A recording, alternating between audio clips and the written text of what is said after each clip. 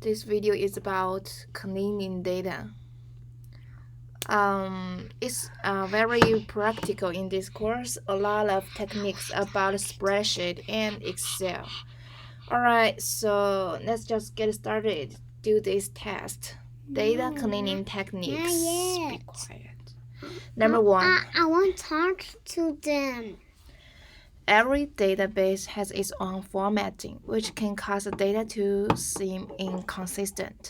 Data analysts use the what tool to create a clean and consistent visual appearance for the conditional formatting. Number two, what is the process of combining two or more datasets into a single dataset merger? Watch this. Number three, in data analytics,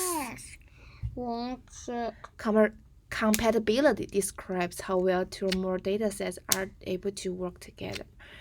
I think that's it. Let's see. Oh my goodness. I don't know. Clear formats?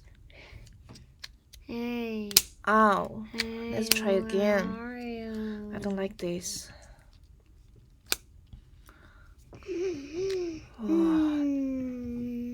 Hey. Hey, Alright, thank you.